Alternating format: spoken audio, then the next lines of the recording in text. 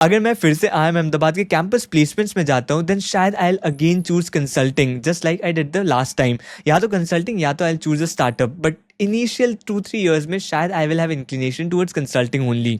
इसका रीज़न मैं आपको बाद में बताऊंगा, बट अगर आप कंसल्टिंग में करियर बनाना चाहते हो, इस वीडियो में मैं आपको सब कुछ बताने वाला हूँ।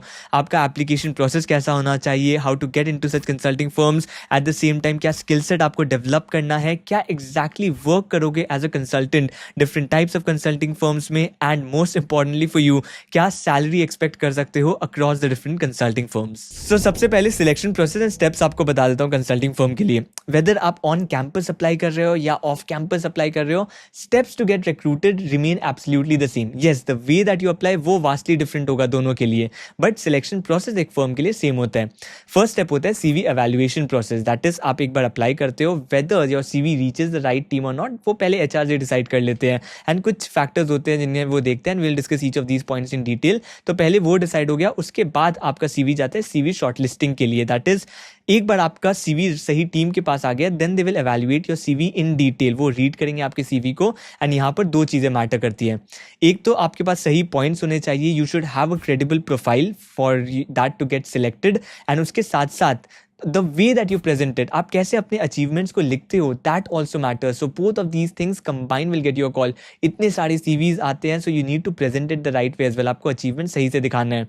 इसके लिए we are also organizing a session, and उसके बारे में अगेन बाद में बात करेंगे। 31 जुलाई को होगा। एक ex BCG and IIM Bangalore alumni host करने वाले हैं वो पर्टिकुलर सेशन को। You will get to know कि कैसे प्रोफाइल लिखते हैं, what kind of profile do these consulting firms expect and everything. So वो सब चीज़ें आप वो सेशन में सीखोगे, ठीक है। And that's part of our course only, and I will talk about it after the next point. इसके बाद आते हैं the most critical round, that is the case interview. कोई भी कंसल्टिंग फर्म हो, case interview round are the most critical ones.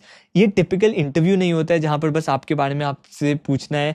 ये case interview में एक स्पेसिफिक प्रेपरेशन रिक्वायर्ड होती है। बहुत स्पेसिफिक टाइप ऑफ केसेस होते हैं, profitability, market entry, growth strategy types of cases होते हैं। उसका हर एक केस का अपना फ्रेमवर्क होता है, गेस्टिमेट्स होते हैं, उसका भी एक अपना फ्रेमवर्क एंड थिंकिंग पैटर्न होता है। So you have to learn these things. अगर आप IIT में हो या दिल्ली यूनिवर्सिटी में हो या फिर किसी भी MBA कॉलेज में हो, प्रोबेबिलिटी है कि शायद आप ये चीज़ ऑलरेडी सीख रहे हो। Like the course that I have also prepared, case interview preparation exactly इसी चीज़ पे बेस्ड है। So different types of cases होते हैं, सबके लिए एक डिफरेंट थिंकिंग पैटर्न, एक डिफरेंट फ्रेमवर्क रिक्वायर्ड होता है, and that's the base. Yes, आप जैसे जैसे ज़्यादा केसेस प्रैक्टिस करोगे you will keep improving, but आपको वो बेसिक्स तो आने चाहिए, फ्रेमवर्क। काफ़ी लोग बोलते हैं कि कंसल्टिंग में विदाउट MBA क्यों नहीं लिया जाता है। लिया जाता है, but the thing is that you have to learn these things, right. You have to learn about the case interview process, and that helps you evolve your thinking pattern to.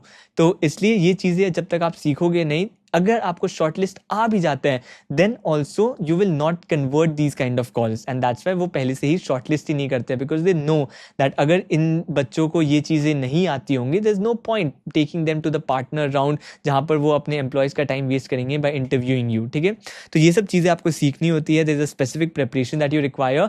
Course का link मैं description में डाल दूंगा, अगर आप वो checkout करना चाहते हो आप वो चेकआउट कर सकते हो। स्पेशली अगर आप कंसल्टिंग में जाना चाहते हो seriously, and you are expecting कि आपको शॉर्टलिस्ट आ सकता है कुछ कंसल्टिंग फर्म्स का, then you should definitely do the course and put it on your CV। So case interview ही मेन होता है, उसके बाद आता है behavioural interview, but behavioural interview is the simple one. जब तक आपने कोई मेजर मिस्टेक नहीं कर दिया उस राउंड में, you will get selected. 2-3 rounds of case interview होता है, अगर आपने वहां अच्छा परफॉर्म किया यू विल गेट सिलेक्टेड।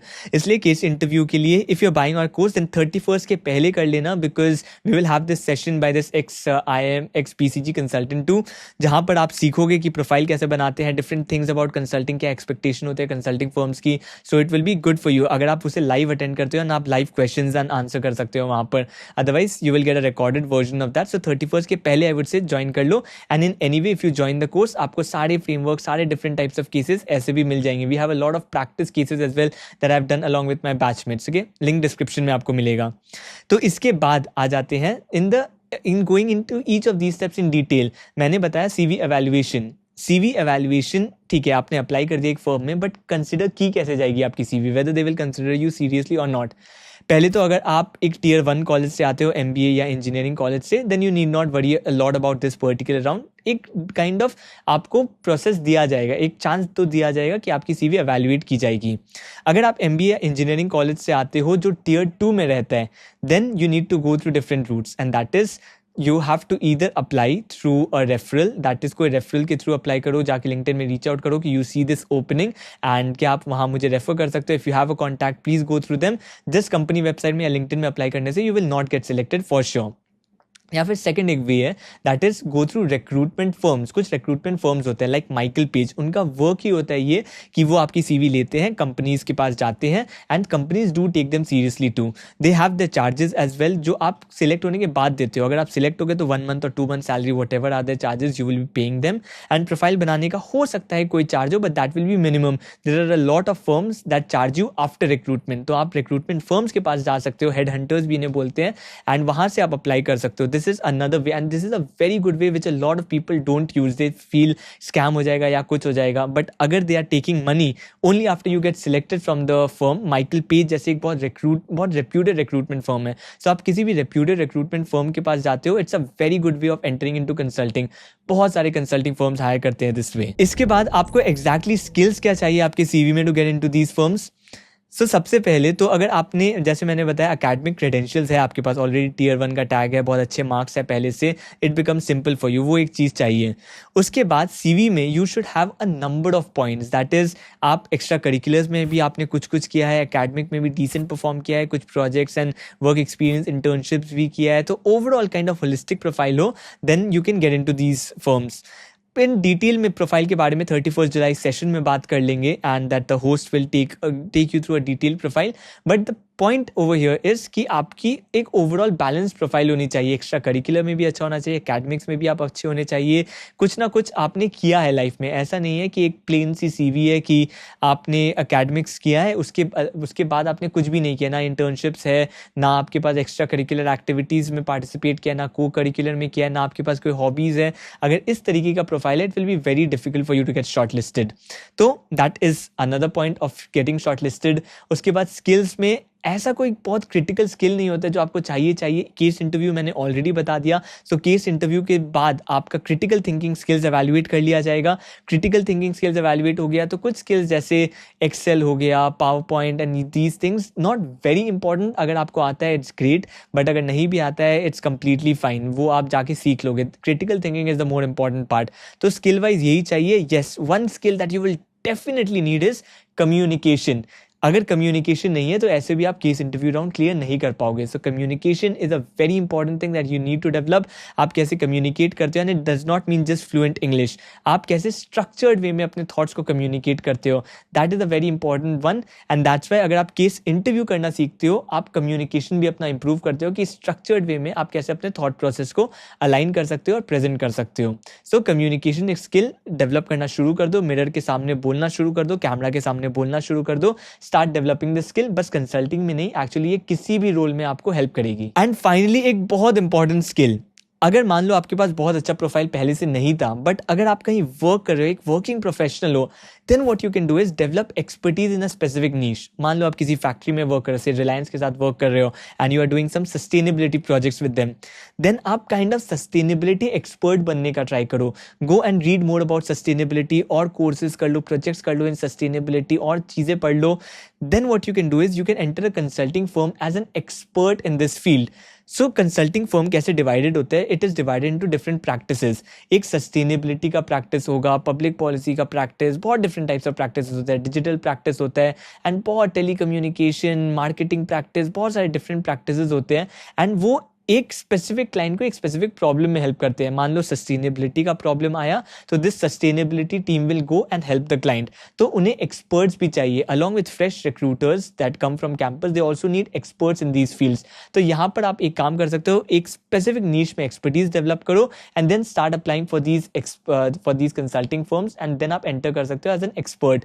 तो यहाँ पर इधर आप डायरेक्टली कंसल्टेंट लेवल या प्रोजेक्ट मैनेजर लेवल में भी एंटर कर सकते हो depending on your experience. Okay, so आप डिफरेंट जिस भी आप फील्ड में वर्क कर रहे हो, लॉजिस्टिक्स हो, सप्लाई चेन हो, सस्टेनेबिलिटी हो, किसी भी फील्ड में हो, आप उस फील्ड में एक्सपर्ट बनने का ट्राई करो in that particular niche and then enter a consulting firm in that particular practice. So ये भी एक स्किल है, ये भी एक एक्सपर्टीज का स्किल है जहां से आप कंसल्टिंग फर्म में आ सकते हो and that is only applicable for people who are working professionals. आप नहीं एक्सपेक्ट कर सकते कि आपने सस्टेनेबिलिटी की थ्योरी पढ़ ली एंड देन आप जा सकते हो. नहीं, आपने रियल प्रोजेक्ट्स किए, रियल वर्क किया है सस्टेनेबिलिटी में on ground, then you can get in as an expert. तो ये काइंड ऑफ आपका सिलेक्शन एंड एप्लीकेशन प्रोसेस होता है। काफी लोग पूछते हैं कि कोई ऐसा शॉर्ट टर्म कोर्स है जिसको जाके मैं कंसल्टिंग में जा सकता हूँ? ऐसा नहीं होता है, just accepted. Even my course, the case interview course, it can help you once you get an interview short list, but उसके पहले yes it kind of helps the recruiter to show your interest towards consulting to the recruiters, but वो sufficient नहीं है, वो alone it will not be sufficient. आपके पास strong academic fundamentals होने चाहिए, only then you can show your interest. अगर वो स्ट्रॉन्ग एकेडमिक फंडामेंटल्स नहीं है, आपको शॉर्टलिस्ट नहीं आएगी। इसलिए कोई भी शॉर्ट टर्म कोर्स कर लो, people know that you can just pay money and get into that course. That does not show your capability. Strong academic fundamentals अगर आपके पास है, long term courses like MBA and everything, only that can help you get a shortlist, and उसके बाद your skills will be tested.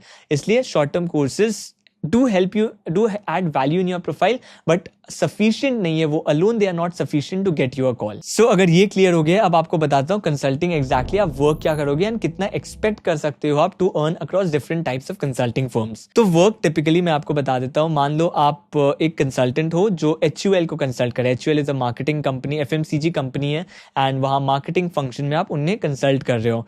So they might have a problem, for example they have a certain product and they want to enter a new market. Suppose India में they have launched a product and now they want to enter Singapore. So they can call consultants to consult them कि कैसे enter करना चाहिए, and आप जाके उनके team के part बन जाओगे, and now you will help them कि क्या क्या वो strategies बना सकते हैं, किस तरीके से जा सकते हैं। आप उनके लिए रिसर्च करके लाओगे मार्केट की, आप जो एग्जिस्टिंग रिसर्च है आपके फर्म में आप वो उनके साथ शेयर करोगे, and that will be your work. Literally consultants can plug in anywhere, जिस भी टाइप का प्रॉब्लम हो। HUL हो सकता है मार्केटिंग प्रॉब्लम नहीं है, उन्हें प्रॉब्लम है लॉजिस्टिक्स एंड अपने ऑपरेशन में। मान लो रॉ मटेरियल्स नहीं आ रहे टाइम से, they want to improve the raw material supply, तो उसके लिए भी एक लॉजिस्टिक्स सप्लाई चेन वाला एक्सपर्ट आएगा, उन्हें हेल्प करके जाएगा, and they will typically work for 6 months 7 month का प्रोजेक्ट रहेगा।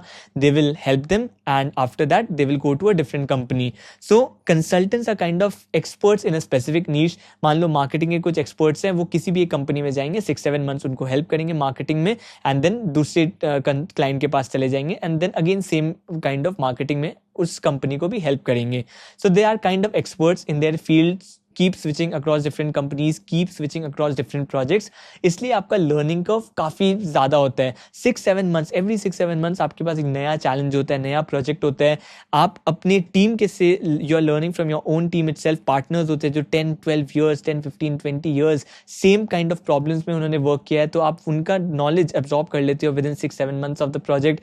उसके बाद आप जिस client के पास जाते हो वहाँ पर भी there are veterans, CEOs होते हैं, department heads होते हैं जो same प्रॉब्लम में, सेम टाइप ऑफ फर्म में 15-16 ईयर्स उन्होंने दिया होता है। आप उनका नॉलेज भी विद इन 6-7 months एब्जॉर्ब कर लेते हो। So that is why learning curve बहुत स्टीप होता है। एंड इसलिए मैं जब बोल रहा था कि अगर मुझे कंसल्टिंग करियर अपना फिर से स्टार्ट करना होगा, शायद मैं कंसल्टिंग में ही करूंगा, बिकॉज 2-3 ईयर्स में you learn a lot of things. उतना फास्ट पेस करियर ग्रोथ आपको किसी भी और रोल में नहीं मिलेगा। And yes there is a lot of working hours that you have to give, because ये काइंड ऑफ हेक्टिक रोल भी होता है। But obviously if you want to learn so many things in a short span of time, it's a great field to start your career in. But all kinds of consulting firm are not the same. For example, McKinsey, Bain, BCG ये एक typical type of consulting firm होती है, hires from the top colleges and everything। ये काफ़ी strategic work करवाते हैं। ये जाते हैं किसी कंपनी के साथ, they charge a lot as well, and आपकी salary भी इन firms में काफ़ी high रहती है।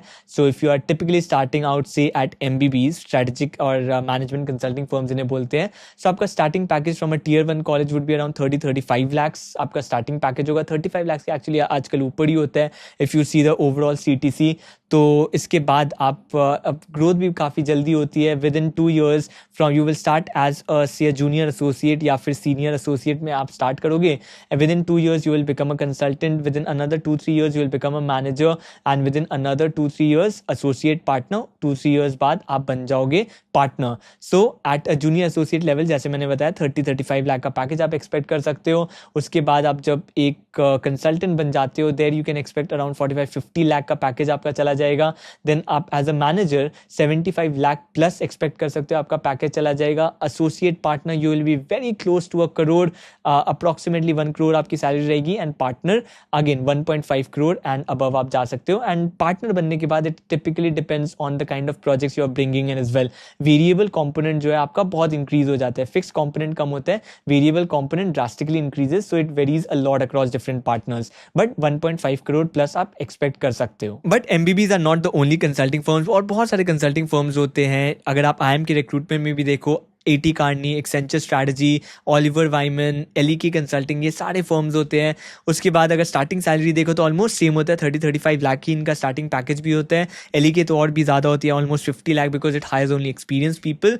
But starting salary almost same होता है. बट येस, करियर ट्रेजेक्ट्री में बाद में it starts creating a little bit of difference. For example, you start as an associate, उसके बाद 2 years बाद you can become a consultant. वहाँ पर आपकी सैलरी होगी अप्रॉक्सीमेटली 40 से 45 लाख. उसके बाद अगर आप जाते हो मैनेजर बनते हो, it will typically be around 60 lakh. उसके बाद आप पार्टनर, डायरेक्टर जो भी बनते हो, it will typically become 75-80 lakh. So kind of आप एक्सपेक्ट कर सकते हो, अगर आप MBB कंसल्टेंट हो, वहाँ से 20-30 लाख का आपका डिफरेंस बन जाएगा in later period of your life. After the manager position 20-30 lakh का डिफरेंस बन जाएगा across the 2 types of consultants.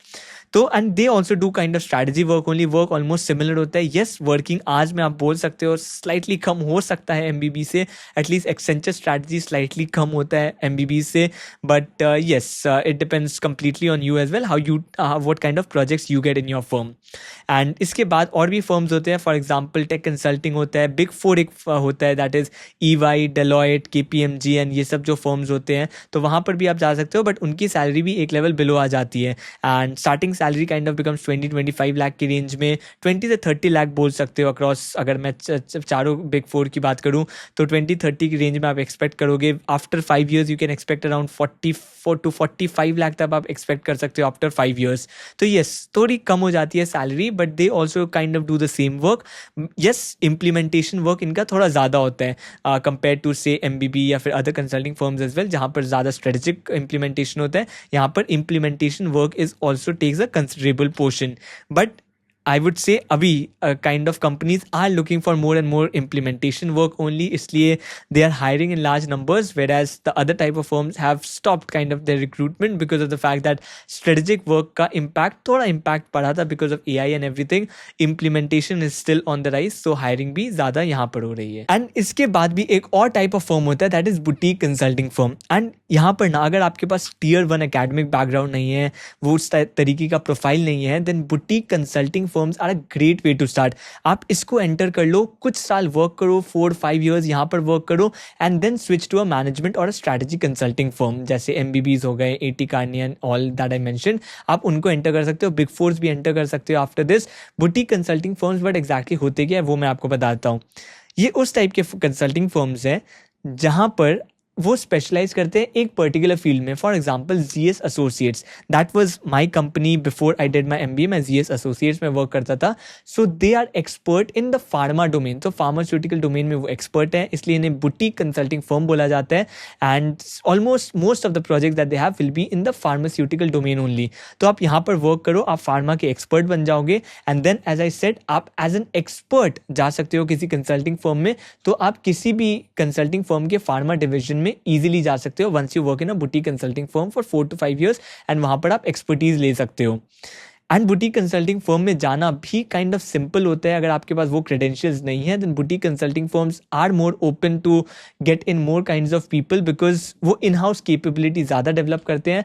इसलिए इट्स अ ग्रेट वे. अगर आप Tier 2 कॉलेजेस से आते हो, इनफैक्ट अगर आपने MBA नहीं भी किया है, देन ऑल्सो आप ट्राई करो इन बुटीक कंसल्टिंग फर्म्स में जाने का. ZS एसोसिएट्स मैंने एक एग्जाम्पल बताया. फ्रैक्टल एनालिटिक्स एक और फर्म है in the field of AI. उसके बाद GP एक फर्म है, आप जा सकते हो, लॉजिस्टिक्स सप्लाई चेन में ज़्यादा वर्क करते हैं. सो ये टाइप्स ऑफ फर्म्स है, kind of boutique consulting firms. आप यहाँ जा सकते हो. सैलरी डिपेंड करता है firm to firm. I can not give a very like cross number की यही आपकी सैलरी रहेगी, but it depends across firm to firm. But yes, अगर आपके पास बहुत अच्छा क्रेडेंशियल नहीं है, आप Tier 1 कॉलेज से नहीं जा रहे हो, देन एक्सपेक्ट की स्लाइटली लोअर एंड में आपकी सैलरी रहेगी. काइंड ऑफ 10 to 15 लाख की रेंज में आपकी सैलरी इनिशियली रहेगी.